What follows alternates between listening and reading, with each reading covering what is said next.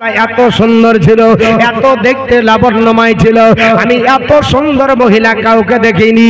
ও মুসলমান, বলার উদ্দেশ্য হলো নবী যদি মনে মাটির সঙ্গে মিশিয়ে যায়, নবী যদি না আসতে পারে, তাহলে বলেন মা আপনার আসিয়া কি আসতে পারবে? মা আপনার হাজরা কি আসতে পারবে? মা আপনার হাওয়া কি আসতে পারবে? মা মারিয়াম কি আসতে পারবে? যদি মা মারিয়াম আসতে পারে, মা হাজরা যদি আসতে পারে, মা হাওয়া যদি আসতে পারে, আমার নবীর মর্যাদা কম না বেশি? করে বলুন, নবীর মর্যাদাটা বেশি। নবীর বিলায়াত যখন হবে, ও মৌলবীও বলছে চারজন মহিলা তাইমা হিসাবে এসেছিল, তারা তো ইন্তিকাল করে চলে গেছিল, তারা আবার আসলো কি করে? তারা যদি আসতে পারে, আমার নবী কেন আসতে পারবে না? এ মুসলমান, মা আপনার বারে হয়েছে হাজরা এবং মা আসিয়া, মা আপনার মারিয়াম, মা হাওয়া থেকে চারজন মহিলা, তারা আপনার বলে হয়েছে এসেছিল। আল্লাহর হুকুম হয়ে গেল, জিবরিলকে আমার আল্লাহ খবর দেন, এ জিবরাইল লাব্বাইক, আল্লাহ খবর বলেন জিবরিল দুনিয়ায় চলে যা, আমার হাওয়াকে ওঠা। আপনার হাওয়াকে ওঠা হলো, আপনার বলে হয়েছে দুনিয়ায় চলে যা। হাজরাকে ওঠা, হাজরাকে ওঠানো হলো, আল্লাহকে খবর দেওয়া হলো। আল্লাহ বললেন আপনার বলে হয়েছে মারিয়ামকে ওঠা। এই করে আসিয়া পর্যন্ত ওঠা। আসিয়াকে তোলা হলো। আপনারা বলবেন হুজুর, তিনজন ব্যক্তির মর্যাদা আপনার অনেক বেশি, কারণ দুইজন নবীর স্ত্রী, একজন নবীর মা আর একজন ফেরাউনের স্ত্রী আসিয়া, এর মর্যাদা কি করে হলো? সুবহানাল্লাহ, সুবহানাল্লাহ। কারণটা হলো পৃথিবীর জমিনে ফেরাউন নিজেকে দাবি করেছিল আনা রাব্বুকুমুল আলা, আমি সবচাইতে বড় খোদা, আর আমার আল্লাহকে ছোট খোদা বলেছিল ফেরাউন। আমি হলাম সবচাইতে বড় খোদা। জোরে বলেন আস্তাগফিরুল্লাহ। আপনার বলা হচ্ছে পৃথিবীর জমিনে তার খোদাই প্রচার চলতেছে। হামান ছিল তার বাড়িতে, প্রধানমন্ত্রী হামান বলল ফেরাউন, ঘুঘুর বাসা ভাঙতে হবে, কারণ সবাই তোমাকে খোদা বলে মানে। তোমার ব্যবসা আমি খুব প্রচার করছি, কিন্তু তোমার ব্যবসা চলবে না, ভেঙে যাবে। তোমার বিবি নিজেই তোমাকে খোদা বলে মানে না। এ আমার হামান রে, কি করে ব্যবসা ডেভেলপ হবে? বলে ব্যবসা ডেভেলপ করতে গেলে তোমাকে একটা কাজ করতে হবে। কি? আপনার ব্যবসা ডেভেলপ করতে গেলে তোমাকে একটা কাজ করতে হবে। কি? বলে তোমার বিবিকে একবার খোদা বলে মেনে নিতে হবে। আপনার ফেরাউন বলল হামান, তাহলে বল কি প্রসেস অবলম্বন করা যায়? হামান বলল একটা তেলের কড়াই করেন, ওই তেলের কড়াই টকবক করে তেল ফুটবে, আর আমি আসিয়াকে সামনে নিয়ে যাব, তেল দেখিয়ে ভয় দেখিয়ে খোদা বলে মানিয়ে নেব। ইমানদার যদি হয়, গোলা মানে মুস্তফা জান দেনে সে ডরতে নেই, সরকার যাইয়া रहा जाए कुछ परवाह नहीं करते। আপনার বলে হচ্ছে হামানের কথাই ফিরাউন বড় একটা ডেকচিতে তেল বড়, আপনার তেল আপনার বলে হচ্ছে লোড করে টকবক করে ফুটিয়ে আপনার আগুন জ্বালাতেছে। আপনার আসিয়াকে ডাকা হলো, বিবি এখানে একটু আসো। বিবি আপনার দণ্ডাই মাল হলো। আপনার ফেরাউন ডাক দিয়ে বলে, বিবি রে, এটা কার জন্য প্রস্তুত করা হয়েছে তুমি জানো? বলে স্বামী আমি জানি, আমার জন্য। বলে তাহলে তুমি আমাকে খোদা বলে মেনে নাও। ফেরাউনের সামনে দাঁড়িয়ে আপনার বিবি আসিয়া বলে, চলো স্বামী, বিবাহের বন্ধনের মাধ্যমে আমার শরীরটা আপনার জন্য হালাল বানিয়ে দিয়েছি, আমার শরীরকে যা করবেন করে নেন, কিন্তু অন্তরের আত্মাটা আমার আল্লাহর কাছে দান করেছি। এই অন্তরের আত্মাটা আমার জবানটা কখন আপনার বলা হয়েছে আপনার তাবেদারি করবে না, আমার হাত আপনার তাবেদারি করবে, আমার পা আপনার তাবেদারি করবে, আমার শরীর আপনার জন্য খাটবে, আর আমার জবান আমার আল্লাহর জন্য খাটবে। বিবি যদি তুমি না মানো, তাহলে তোমাকে জ্বলন্ত এই টকবগে তেলের কড়াইতে কই মাছ মাগুর মাছ ভাজি করা হবে। উনি বললেন কোনো যায় আসে না, আমি তেলের কড়াইতে যেতে পারি, কিন্তু ঈমানকে নষ্ট করতে পারি না। বিবি আপনার আসিয়া ডাকতে বলে, স্বামী আমি আপনাকে মানব না, কারণ আপনি আমার স্বামী, আপনি আমাকে যা বলবেন সেটা মেনে নিব, কিন্তু শরীয়তের খিলাফ মানব না। তদানীন্তন কালে মুসা কালিমুল্লাহ ছিলেন। মুসা কালিমুল্লাহ আল্লাহর তিনি কলমা পড়তেন বাবা, ওনার উপরে ঈমান এনেছিলেন। ওনারই তিনি আপনার বলা হয়েছে আপনার সাহাবিয়া ছিলেন, উনি আপনার বলা হয়েছে কলমা তিনার পড়েছিলেন। ফেরাউনের আপনার স্ত্রী আসিয়া কোনো মতেই মানবে না, তাকে হাত পা বেঁধে কড়াইতে যখন ভাসিয়ে দেওয়া হলো, ওই কড়াইতে তিনি বলেছিলেন লা ইলাহা ইল্লাল্লাহ মুসা কালিমুল্লাহ। এই কলমা পড়ে যখন পৃথিবীর জমিন থেকে বিদায় নেন, আমার আল্লাহর দয়া হয়ে গেল। আমার আল্লাহ বলল, ফারিস্তা আমার আসিয়াকে রেখে দাও, আমি বিশ্ব নবীর বিলাদাতে আমি দাইমা করে দেব। সুবহানাল্লাহ। নারে তাকবীর, नारे तकबीर, नारे रिसालत, दीन इस्लाम, मसला के आला हजरत, नारे तकबीर, नारे रिसालत। আমার মুসলমান এই ঘরে চারজন মহিলা এসেছে। মা হযরত আপনার আমিনা অবাক হয়ে গেলেন, চিনতে পারে না কে তোমরা? আপনার সবাই আপনার বলা হয়েছে সে ঢুকেছে। মা হযরত আমিনা বলেন, কে তোমরা? তোমাদের পরিচয় দাও। মা হাওয়া বলে, চিনো না গো মা আমিনা, চিনো না গো মা তুমি,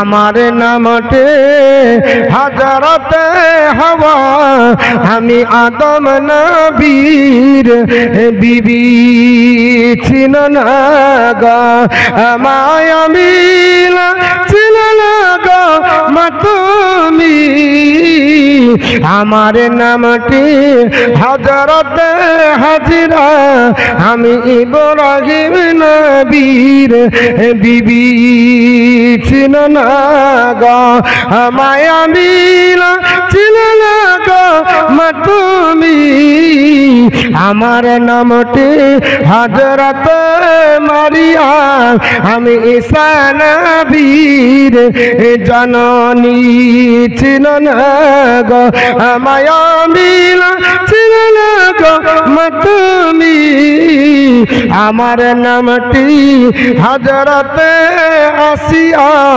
আমি ফেরাউন মালাউনের বিবি। চারজন মহিলা আপনার পরিচয় দিয়ে দিলেন।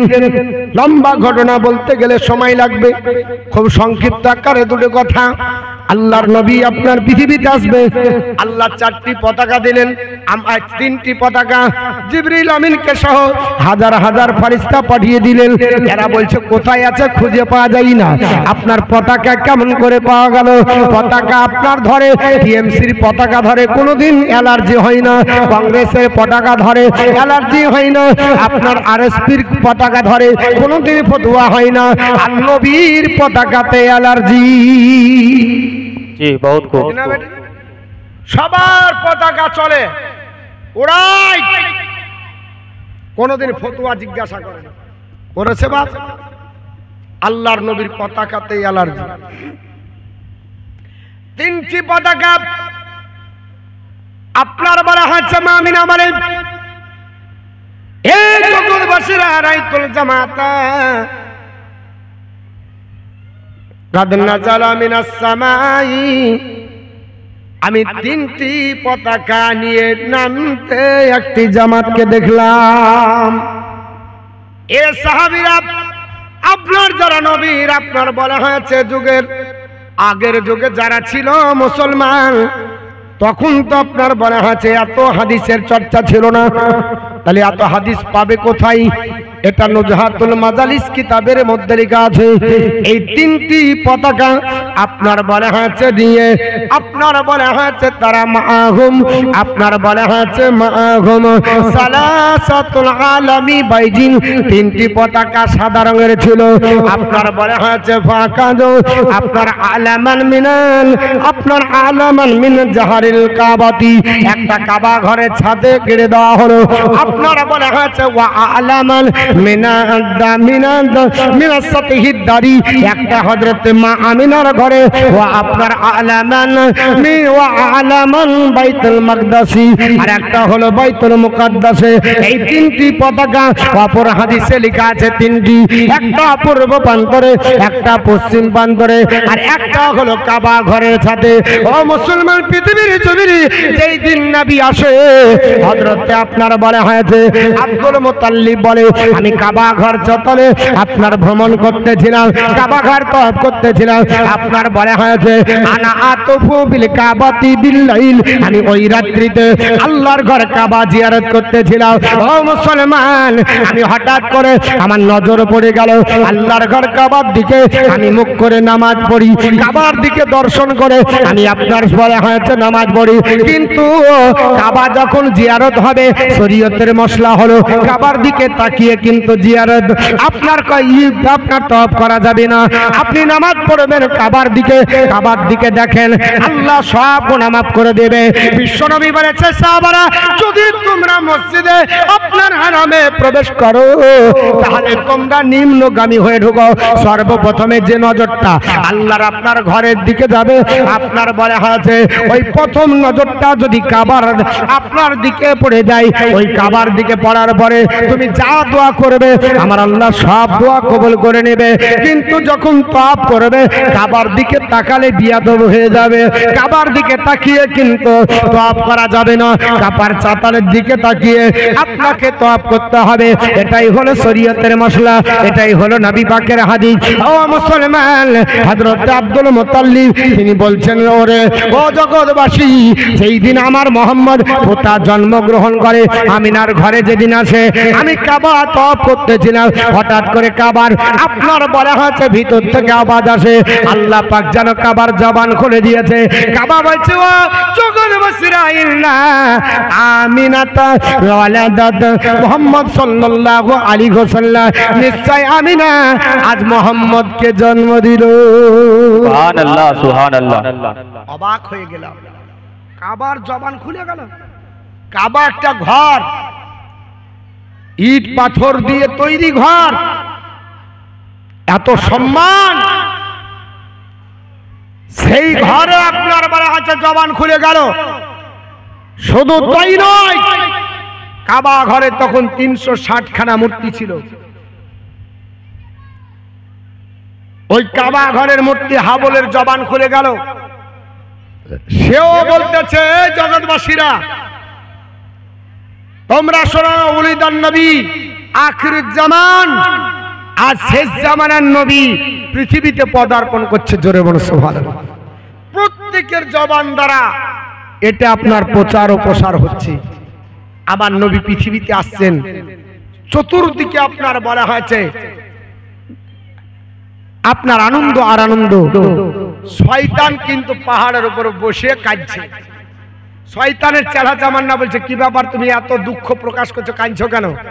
বলছে এর জন্য কাঁদছি যে আমার আর ব্যবসা ভালো চলবে না, ব্যবসা বন্ধ হয়ে যাবে।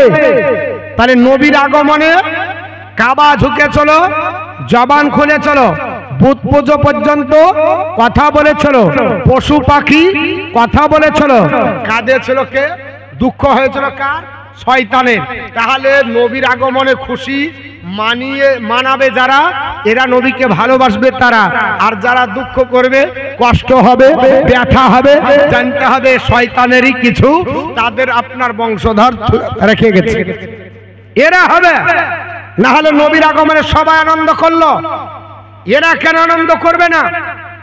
নবীর আগমনের জন্য সবাই খুশি মানাবে, এরা কেন করবে না? একটাই কারণ, শয়তানের ওয়াসওয়াসা লেগে গেছে।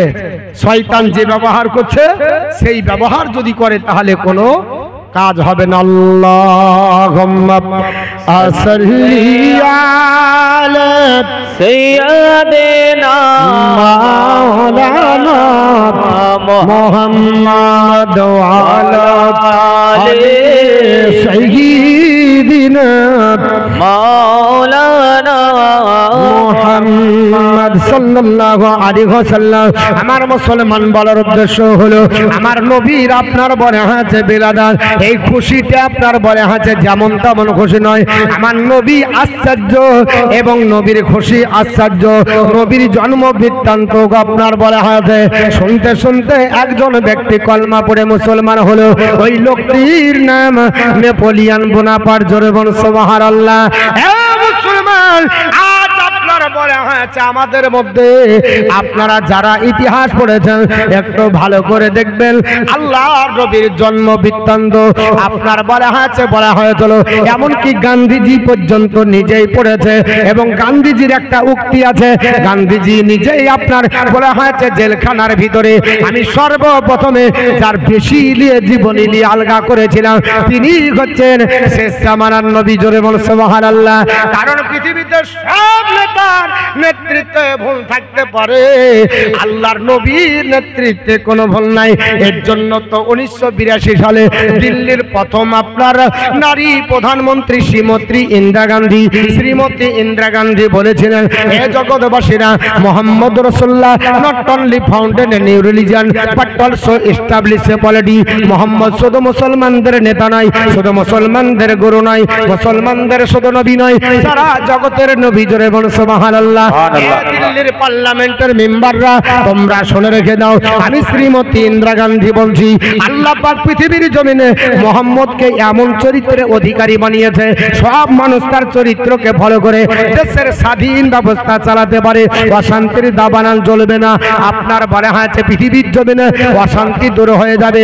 তিনি বললেন জগৎবাসীরা মোহাম্মদ রাসূলুল্লাহ set a setting example to his people, his character of pure and stainless. এ জগৎবাসী তোমরা শোনো, আমি মুহাম্মদের সম্পর্কে বলি তিনি হচ্ছেন মানব জাতির জন্য মডেল, মানব জাতির জন্য নিদর্শন, মানব জাতির জন্য চরিত্রের মডেল। বাবা আল্লাহ কোরআনে বলেছে লাকাদ কানা লাকুম ফি রাসূলিল্লাহি উসওয়াতুন হাসানা।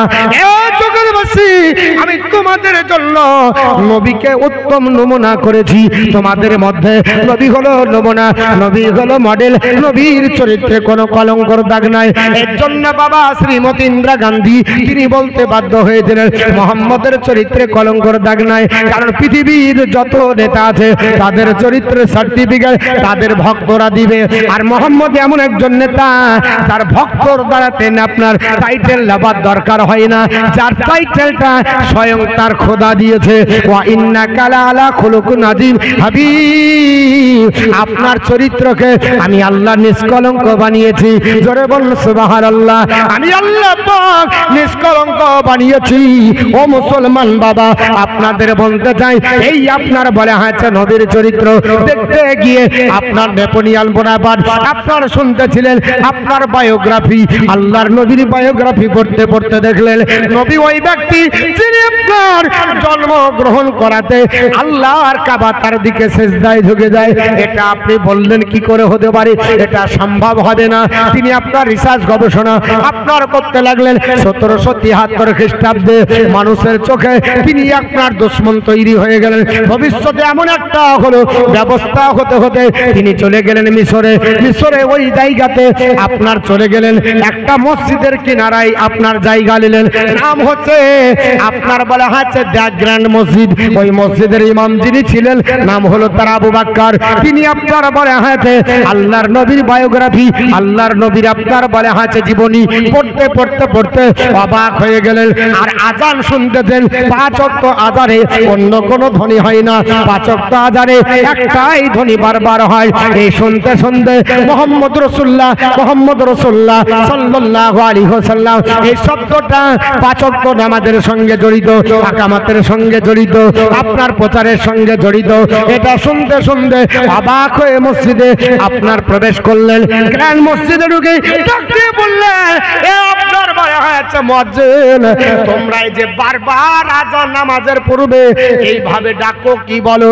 বলে এটা আমরা ডাকি নামাজীদেরকে আপনারা আহ্বান করি। সুবহানাল্লাহ। ঠিক আছে আল্লাহু আকবার মানে কি? উনি বললেন সবচাইতে বড় আল্লাহ। আপনার বলা হয়েছে আশহাদু আল্লা ইলাহা ইল্লাল্লাহ, এটাও বুঝতে পারছি, কিন্তু আশহাদু আন্না মুহাম্মদ রাসূলুল্লাহ বলো এটা কি? বলে ইনি হচ্ছেন আমাদের নেতা, ইনি হচ্ছেন আমাদের নবী, ইনি হচ্ছেন আমাদের আপনার বলা হচ্ছে আকা মাওলা। বলে ইনিকে, উনি হচ্ছেন মক্কার জ্যোতি, মদিনার আপনার বলা হচ্ছে পুষ্পফুটিত ফুল, যার নাম মুহাম্মদ রাসূলুল্লাহ। ইনার নাম আমরা আজানের মধ্যে পড়ি, সঙ্গে সঙ্গে নেপুরিয়ার বরাপান আপনার 1773 সালে কলমা পড়ে মুসলমান হয়ে যায়। সুবহানাল্লাহ, সুবহানাল্লাহ।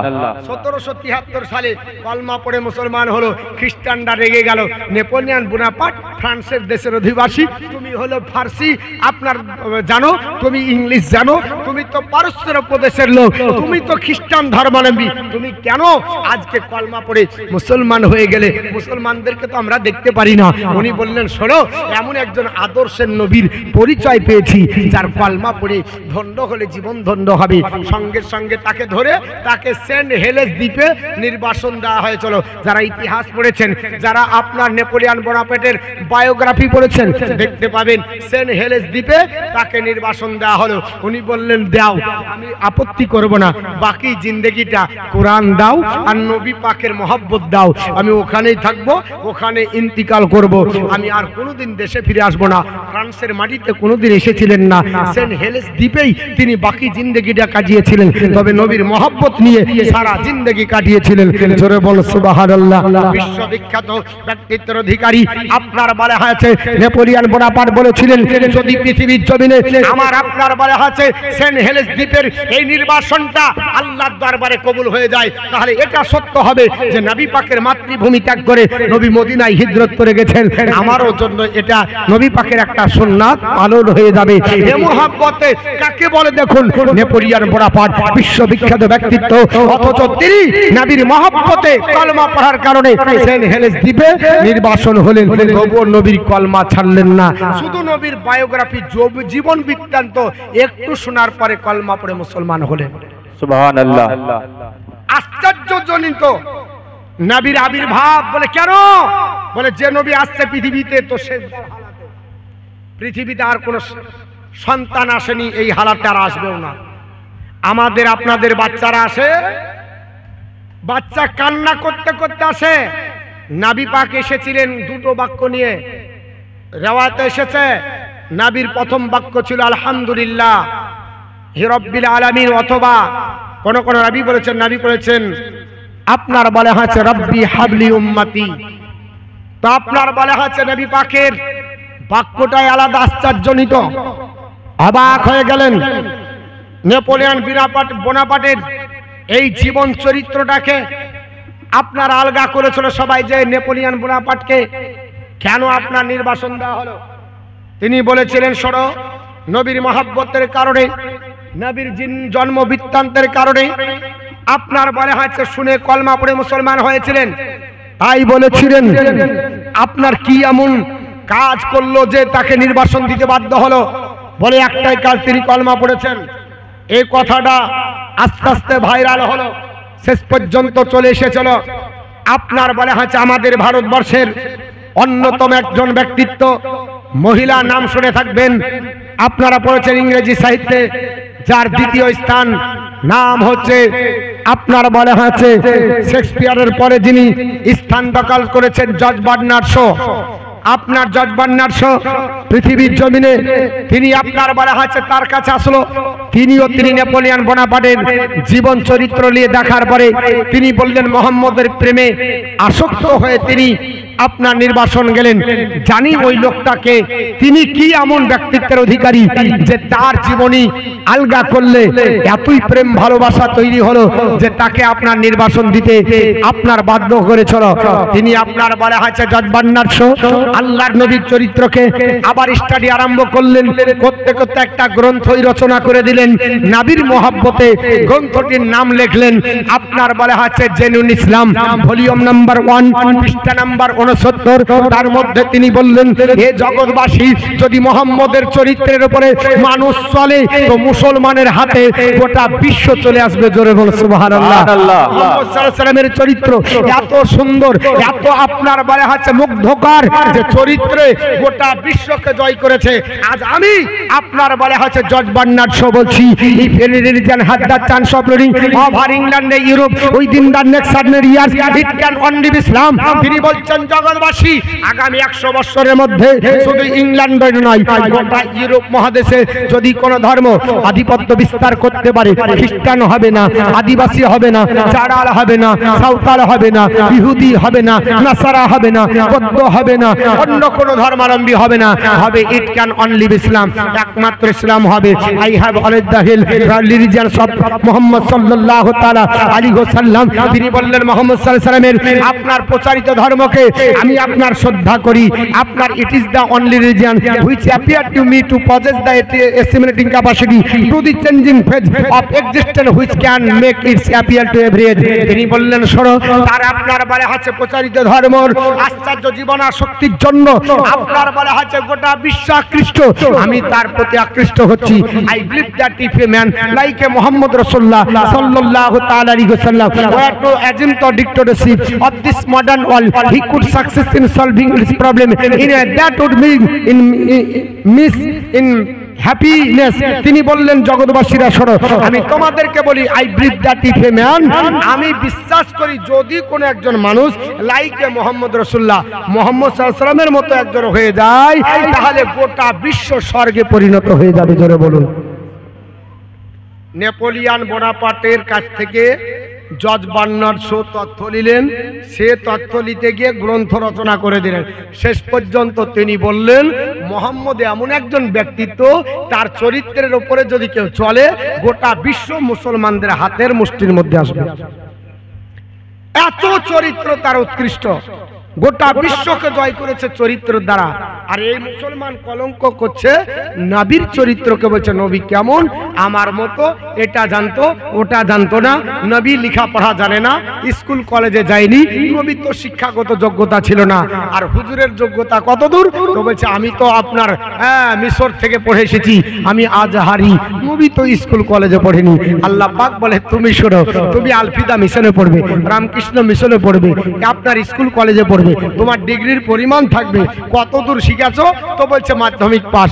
তোমার ডিগ্রি কত, উচ্চ মাধ্যমিক পাস। তোমার ডিগ্রি কত, বলে বিএ পাস। তোমার ডিগ্রি কত, এমএ পাস। তোমার ডিগ্রি কত, এমফিল পাস। তোমার ডিগ্রি কত, পিএইচডি করেছো।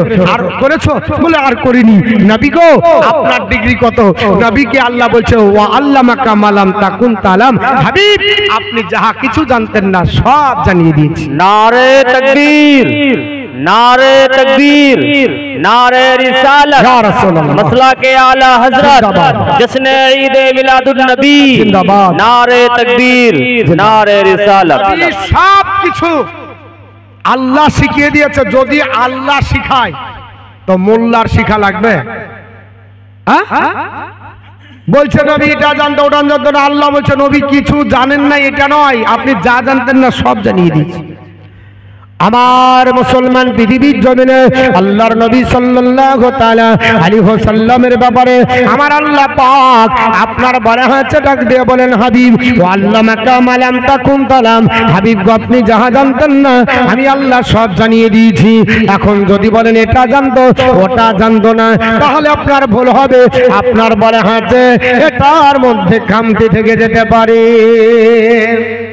আমার মুসলমান তাই বলছিলাম জানবো বৃত্তান্তর বেলাটা আশ্চর্য ঘটনা। হযরত আব্দুল মুতাল্লিব বলে কাবা ঘর সেজদায় আপনার ঝুঁকে গেল, আল্লাহর কাবা আপনার নবীর বাড়ির দিকে ঝুঁকেছে। আমি দৌড়তে দৌড়তে আসলাম, আমি আমার পোতাকে দর্শন করব বলে আপনার বলা হয়েছে জগৎবাসীরা আপনার দেখলাম ফাখারাজা রাজু ফাখারাজা রাজুলান, একজন ব্যক্তি বেরিয়ে আসলো, মা সাইফাহু তার সঙ্গে মাহু সাইফ তার সঙ্গে একটা তরবারি ছিল, তরবারি নিয়ে দাঁড়িয়ে গিয়ে বলছে এ আপনার ব্যক্তি দাঁড়িয়ে যাও, এক ধাপ যদি আগে ঘরে প্রবেশ করো তোমাকে কতল করে দেওয়া হবে, কারণ এখন ফেরেশতাদের জিয়ারত চলতেছে। এ মুসলমান পৃথিবীর জমিনে আল্লাহর নবী পৃথিবীতে এসেছেন, আমার নবী আগমন করেছেন, ফেরেশতারা আপনার এসেছে, আল্লাহর ফেরেশতারা দলে দলে এসে আমার নবীকে সালাত জানাচ্ছে, আমার নবীর জিয়ারত চলতেছে, আমার নবীর আপনার বারে হাতে আপনার জিয়ারত করতেছে, আমার নবীকে তারা ঘেরাও করে জিয়ারত করে। আর বর্তমান যুগে আমরা যদি বলি এরা বলতেছে না না আমার নবী তো আপনার বলে হয়েছে আমাদেরই মতো ছিল। আমি কাল আপনাদের বলেছি বলেছিলাম নবী আমাদের মতো নাই, আমার নবীকে আমাদের মতো বলা এটা হলো কুফরি কালাম। তবে হযরত আলী বলেছেন, আন আলী রাদিয়াল্লাহু তাআলা আন লাম আরা কাবলাহু ওয়ালা বাদাহু মিসলাহু আলাইহিস সালাম। বলে হাবিব সম্পর্কে তিনি বলেন, ও জগৎবাসী তোমরা শোনো, আমি হযরত আলী বলতেছি আমার নবী সম্পর্কে। তিনি বলছেন, নবী গো আপনার মতো আপনার পূর্বেও কাউকে দেখিনি, আপনার পরেও কাউকে দেখিনি।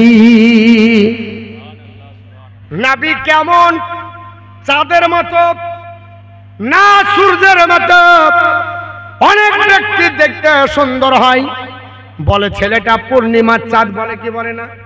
সাহাবী রাসূলকে জিজ্ঞেস করেন পূর্ণিমার চাঁদের সঙ্গে কি নবীর তুলনা হবে? হাদিসটি তিরমিজি শরীফ, আপনার পৃষ্ঠা নাম্বার আপনার 205-এর মধ্যে দ্বিতীয় খণ্ডের 205-এর মধ্যে রেখে আছে। হযরত আবু হুরায়রা বর্ণনা করেন, আন আবি হুরায়রা রাদিয়াল্লাহু তাআলা আনহু ক্বালা মারাইতু শাইয়ান আহসানা মিন রাসূলুল্লাহি সাল্লাল্লাহু তাআলা আলাইহি ওয়াসাল্লাম কাআন্না শামসা তাজরি ফি ওয়াজহিহি। হযরত আবু হুরায়রা বর্ণনা করে, এই জগৎবাসীরা তোমরা শুনে রেখে দাও, আমার নবী এত সুন্দর দেখতে ছিল, আকাশের চাঁদ যেন নবীর চেহারায় খেলতো। জোরে বল সুবহানাল্লাহ।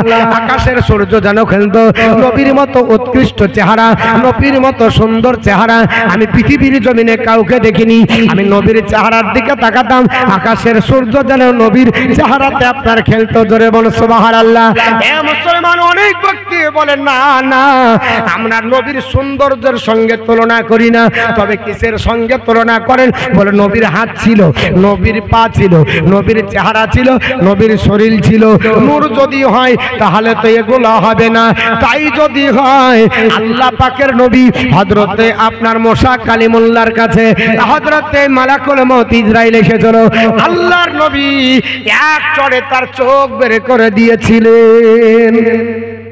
কি আপনার হালাতে এসেছিলেন? আল্লাহর নবীর কাছে ওহী নিয়ে আসতেন জিবরিল আমিন। কিসের তৈরি? নূরের না মাটির? নূরের তৈরি। তাহলে অধিকাংশ হাদিসে পাবেন জিবরাইল আলাইহিস সালাম দাইহা কালবির সূরাত ধরে আসতেন। কার সূরাত? দাইহা কালবি একজন সাহাবী রাসূল, ওনার সূরাতে আসতেন। তাহলে ফারিস্তা নূরের তৈরি মানুষের সূরাত ধরেছিলেন কিনা? এটা তো হাদিস কেউ তো অল্টারনেট করতে পারবে না, এটার পরিবর্তন ঘটাতে পারবে না, মিথ্যা প্রমাণ করতে পারবে না। নবীর কাছে অধিকাংশ সময় আসতেন কার হালাতে? দাইহা কালবির সূরাত ধরে জিবরিল আমিন আসতেন। তাহলে দাইহা কালবি মানুষ না ফারিস্তা? দাইহাতুল কালবি উনি হচ্ছেন ফারিস্তা, তিনি হচ্ছেন মানুষ, তিনি হচ্ছেন একজন আপনার সাহাবী রাসূল। তাহলে মানুষের সূরাতে জিবরিল আমিন আসলো, সম্ভব হলো না? হলো না। তো নবী নূর মানুষের সূরাতে আসতে পারে না? পারে না। এর জন্য নবীর সূরাত তিনটি, একটা হলো বাসারিয়াতের সূরাত, একটা হলো মালাকি সূরাত, একটা হলো হাকিকি সূরাত। যখন উম্মতের মাঝে আপনার বলা হয়েছে তখন বাসারি সূরাত, যখন জিবরিলের সাথে তখন হলো মালাকি সূরাত, যখন সিদরাতুল মুনতাহা থেকে আল্লাহর খাস কোয়ার্টারে তখন হাকিকি সূরাত। নবী আমার আসতেছেন, তো আপনার বলা হয়েছে নবীর ব্যাপারে আপনার বলছে নবীর সূরাত। আমরা সাধারণভাবে এইভাবে আমরা দেখি না, নবীকে আমরা হাত আর পা যেহেতু নবীর ছিল, নবীর চেহারা ছিল, নবী বিবাহ করেছে, তার জন্য নবীকে আমাদের মতো বলি। বলে না? বলে না? হযরত আনাস রাদিয়াল্লাহু তাআলাকে জিজ্ঞেস করেন, ও নবীর সাহাবী আনাস, আমার নবী কেমন ছিল? তোমার হাতের মতো না আমাদের দেশের কোন মাওলানার হাতের মতো? নিশ্চয় সাহাবী রাসূল যেটা বলবো ওটা মেনে নেব, ঠিক না বেঠিক? আনাস রাদিয়াল্লাহু তাআলা একজন জান্নাতে সাহাবী বাবা, এতে কোনো ভুল নাই আছে নাকি? কারণ আনাসকে নবী নিজেই জান্নাতের ঘোষণা দিয়েছে। আনাস রাদিয়াল্লাহু তাআলা বিশ্ব নবীর আপনার বারাহাতে খিদমত 10 বছর করেছেন। আল্লাহর নবীর কাছ থেকে একদিন বক্তৃতা শুনছেন, নবী বলছেন, আনাস মায়ের চেহারা প্রাণ ভরে যদি দেখো, আল্লাহ তোমার একটা মাকবুল হজের নেকি দান করবে। আল্লাহর নবীকে ডাক দিয়ে বলে, নবী গো 10 বছর হলো বাল্যাবস্থায় এসেছি, একদিনও মায়ের চেহারা দর্শনের জন্য গেলাম না। ইয়া রাসূলুল্লাহ একবার ছুটি দেন, একবার মায়ের চেহারা দর্শন করে আসি। আমার নবী ছুটি দিলেন রাত্রি বেলাতে মসজিদে নববীতে। আল্লাহর নবী মসজিদে নববীর থেকে আপনার ছুটি দিয়ে দিলেন। হযরত আনাস বিন মালিক চলে গেলেন বাড়িতে। যেতে যেতে রাত্রি বেলাতে বাড়িতে পৌঁছে গেলেন, মায়ের চেহারা দর্শন করার জন্য যাচ্ছেন। দরজায় খটখটা দেয়, মা মা বলে ডাক দেয়। মা বলে, বেটা কে? বলে, আমি তোমার ছেলে আনাস। মা দরজা খুলে দিলেন, আলিঙ্গন করলেন, আপনার জড়িয়ে ধরেছেন। বেটা ডাক দেয়, বলে, মাগো তোমার চেহারা দর্শন করতে আলাম, আমার নবী বলেছে একটা মাকবুল হজরে নাকি হবে। ডাক দিয়ে বলে, বেটা বেটা আমার নবীর দরবার থেকে আসলে, আমার নবীর দরবার থেকে আসলে বেটা আমার নবীর কাছ থেকে কি নিয়ে এসেছো বলো। কেউ যদি বিদেশে 10 বছর থাকে দিয়ে যদি আসে, জিজ্ঞেস করবে না, আরে 10 বছর তো বাড়িতে ছিলি না, তো কি লিয়ালি বলবে না? আনাস বিন মালিককে ডাক দিয়ে বলে, বেটা 10 বছর নবীর দরবারে খিদমত করেছো, আল্লাহ পাক নবীকে জান্নাতের মালিক ও মুক্তার বানিয়েছে। বেটা নবীর দরবার থেকে কি নিয়ে এসেছো? বেটা বলছে, নবী গো শুধু উজুর পানি দিয়েছে, কোনোদিন নবীর চেহারার দিকে তাকিয়ে আমি কথা বলিনি। কত আদবদার সাহাবী আল্লাহর নবীর আপনার বলে হয়েছে সাহাবী। আনাস বিন মালিক বলে, কিছুই চাইতে পারিনি গো আম্মা জান। বেটাকে ডাক দিয়ে বলে, বেটা আমার নবীর দরবারে তুমি 10 বছর খিদমত করলে, চাইলে না, আমি মা তোমার প্রতি রাজি হব না। আমার নবীর পিছনে কাল জোহরের নামাজ পড়বে আর আমার আপনার জন্য বলবে, আমার মা আর আমাকে জান্নাতি বানিয়ে দাও ইয়া রাসূলুল্লাহ। এটার জন্য দোয়া করবে, এটার জন্য তুমি আবেদন করবে, আমাকে যেন আল্লাহ জান্নাতি বানায়, তোমাকেও যেন আল্লাহ জান্নাতি বানায়। এ বেটা তুমি যাবার পরে আমার আপনার বারে হয়েছে নবীর কাছে দোয়া করবে। আনাস বিন মালিক জোহরের নামাজের আপনার জন্য কোটি কোটি পায়ে মসজিদে নববীর দিকে আসছে। আল্লাহর নবী জোহরের নামাজ পড়ার জন্য মসজিদে নববীতে বসে আছে। সাহাবীদের বলেন, সাহাবারা তাড়াতাড়ি দরজা খুলে দাও, আমার আনাস আসতেছে। জোরে বলে সুবহানাল্লাহ। নবীর দরবারে আনাস যখন ঢুকতেছে, আমার নবী ডাক দিয়ে বলে, আনাস আল্লাহ তোমাকেও জান্নাতি বানিয়েছে, তোমার মাকেও জান্নাতি বানিয়েছে। সুবহানাল্লাহ সুবহানাল্লাহ। নবী দোয়া করেছিলেন, আল্লাহ তুমি আনাসকে জান্নাতি বানাও, আনাসের হায়াত দারাজ করো, রুজি রোজগার বরকত দাও, আল্লাহ আনাসের সন্তানে বরকত দাও। 4টি দোয়া করেছিলেন। আনাস বিন মালিক বলে, ইয়া রাসূলুল্লাহ ইয়া হাবিবাল্লাহ, নবী গো আমার আপনি সন্তানের জন্য দোয়া করলেন, আমি গরিব মানুষ, আমি অসহায় মানুষ, আমার জমি জায়গা নাই, আমার সন্তান কটা হবে? নবী বললেন 10টা হবে। জোরে বলেন সুবহানাল্লাহ। আনাস বলেন, ইয়া রাসূলুল্লাহ কম হবে না? নবী বলছে 50টি হবে। ইয়া রাসূলুল্লাহ জমি জায়গা নাই, 50টি হলে লালন পালন করব কি করে? নবী বলেন 60টা হবে। বলে, ইয়া রাসূলুল্লাহ জমি জায়গা নাই, আমার খাবার দাবার ক্ষমতা নাই, নবী গো কম হবে না। এই করতে করতে নবী বললেন 70টা, করতে করতে নবী বললেন 80টা হবে। আনাস বিন মালিক বলে, এ জগৎবাসী এটা অন্য কারো মুখ নয়, এটা রাসূলুল্লাহর নবুয়তের মুখ। যদি বেরিয়ে যায় 2000 হবে, একটা মায়ের লাল নাই, একটাও বাচ্চা কামাতে পারবে না। সুবহানাল্লাহ সুবহানাল্লাহ। 80টি সন্তান হবে। আনাস বিন মালিক আপনার বলে হয়েছে চিন্তায় চিন্তিত। নবী বলে, আনাস চিন্তা করো কেন? ইয়া রাসূলুল্লাহ 80টি সন্তানকে খাবার দিব কি করে? নবী গো জমি জায়গা নাই। আল্লাহর নবী বলে, এ আনাস কি তোমার সংসারের আপনার দায়িত্ব বহন করতে হবে, তুমি বলো। ইয়া রাসূলুল্লাহ কি করবেন? কিছুই তো খাবার নাই। নবী বললেন, খাবার লাগবে? বলে হ্যাঁ। ইয়া রাসূলুল্লাহ মাত্র 10 কাঠা খেজুরের বাগান, জিন্দেগিতে তাও ভালো করে ফসল হয় না। নবী বললেন, চলো। খেজুরের বাগানে নবী ঘুরে আপনার এইভাবে চতুর্দিকে ঘুরে দাঁড়িয়ে বললেন, খেজুরের বাগান এতদিন একবার করে খেজুর দিতি, আমি রাসূলুল্লাহ বলছি আগামী থেকে 2বার দিতে হবে।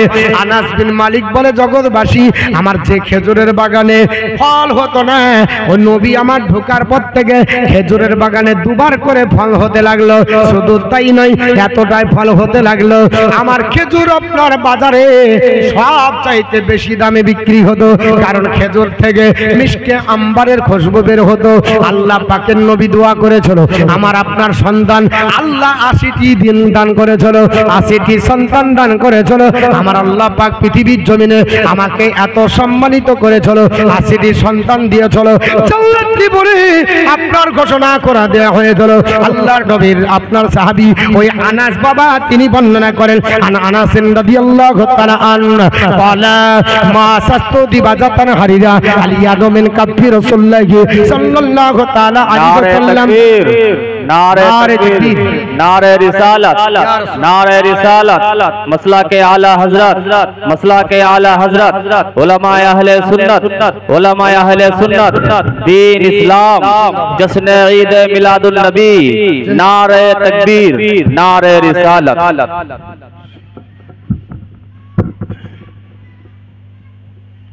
বসে যান, বসুন বসুন, আমি আর বসবো না। তো বলছিলাম যেটা হযরত আনাস বিন মালিক তিনি বর্ণনা করছেন, জান্নাতি সাহাবী, তিনি বলছেন, এটা মুসলিম শরীফের হাদিস, তিনি কি বলছেন যে ওমা সাস্তু দিবাজাতান হারিরা আলিয়ানু মিন কাফি রাসূলুল্লাহি সাল্লাল্লাহু আলাইহি ওয়াসাল্লাম, নবীর হাতকেও লড়ে দেখেছি আর তুলাকেও আর রেশমকেও লড়ে দেখেছি। খোদার কসম করে বলি নবীর হাত তুলার চাইতে বেশি নরম। আচ্ছা, তুলার চাইতে যদি নবীর হাত নরম হয় তো মৌলবীর হাতের মতো হবে? জোরে বলুন, মৌলবীর মতো হবে? উনি বলছেন ওমা সাস্তু দিবাজাতান হারিরা আলিয়ানু মিন কাফি রাসূলুল্লাহি সাল্লাল্লাহু আলাইহি ওয়াসাল্লাম, যে নবীর হাত আর তুলা লড়ে দেখেছি। নবীর হাতের চাইতে তুলার চাইতে, এই তুলার চাইতে আর রেশমের চাইতে নবীর হাত বেশি নরম। আর মৌলবী বলছে আমার হাতের মতো। মৌলবী যদি ঘেমে যায় এরকম করে যদি আপনাদেরকে তোহফা দেয়, নেবেন? পুরস্কার দিবেন, তবে ফুলের মালা লাই, জুতোর মালা। বিয়াদব কোথাকার, তুই ঘাম দিছিস গন্ধ। মৌলবী 3 দিন যদি গা না ধয় ওর পিছনে নামাজ পড়তে যে নামাজি হবে না, এত বকরা বকরা গ্যাস করবে, ঠিক না? ঠিক। আর নবী পাকের পাসিনা বের হতো তো হযরত আনাস রাদিয়াল্লাহু তাআলা বলছেন নবীর পাসিনা আমি সঙ্গে দেখেছি মিসক আম্বারের চাইতে বেশি খুশবুদার। সুবহানাল্লাহ। মৃগ নাভির চাইতে বেশি খুশবু